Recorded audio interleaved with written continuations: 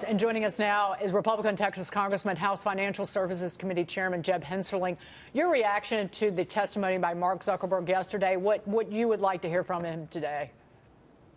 Well, it won't be before my committee. We have Right. another hearing with the acting director of the Consumer Financial Protection Bureau.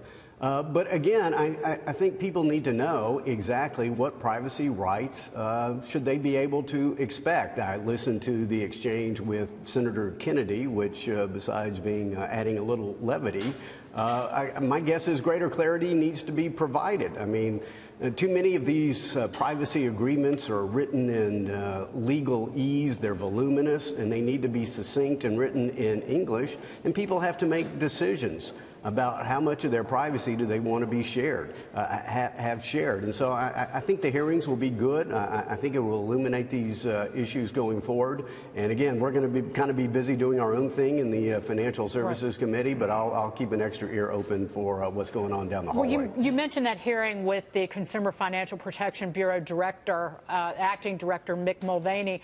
This actually does dovetail with the Facebook hearing because we set up this protection bureau after the financial crisis. What the heck have they been doing? Because again, protecting data on Facebook, not happening. Protecting customers at Wells Fargo, well, that was uncovered by the LA Times. What do you want to hear from Mick Mulvaney today? Well, again, you well pointed out, you wonder what's been going on at Wells Fargo. I mean, clearly all kinds of problems. I mean, I know they have new management in place, but it seems like every single day another shoe is dropping from something happened under the old management. And you wonder, why did we create an entire new agency that supposedly had employees embedded in the job and they still didn't figure it out? There's a couple of different problems with the Consumer Financial Protection Bureau. It remains the most unaccountable, most powerful federal agency in the history of the Republic. That was true under Richard Cordray, an Obama appointee. It's true under Mulvaney, a Republican appointee. They're just not accountable. There's no checks and balances. They take their money straight from the Fed. They're not on the appropriations process. The president can only fire the head of the CFPB for cause.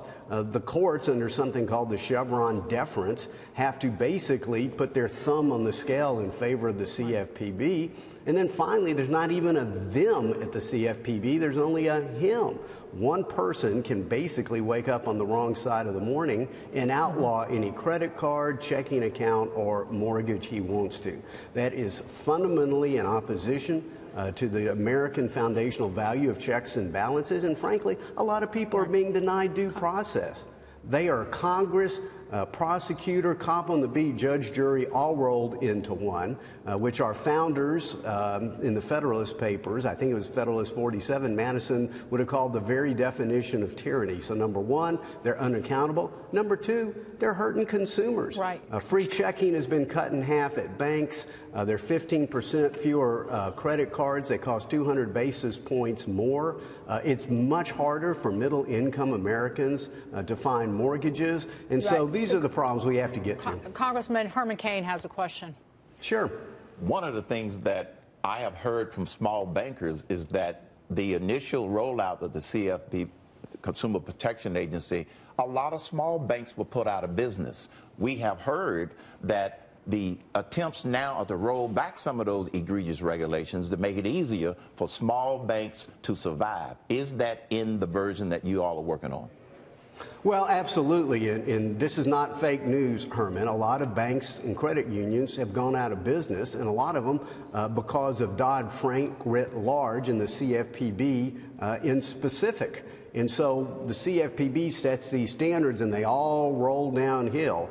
And the big banks, they have the resources to handle this regulatory load, but not the smaller banks. And so small banks, as you probably know, lend to small businesses. And without that credit channel, a lot of small businesses won't be formed. We don't know where the next Godfather's Pizza will come from if we're losing our small community banks. So there's legislation that has come out of the House, legislation that has come out of the Senate to really help kind of our community banks. I hope we're going to come together, negotiate a package soon that we can support because the community banks are just dying on the vine. Congressman, I do want to get your reaction to these strong words on Syria and Russia from President Trump this morning. He's ramping up the rhetoric.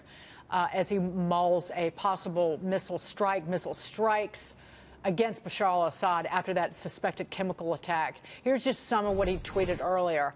Russia vows to shoot down any and all missiles fired at Syria. Get ready, Russia, because they will be coming nice and new and smart.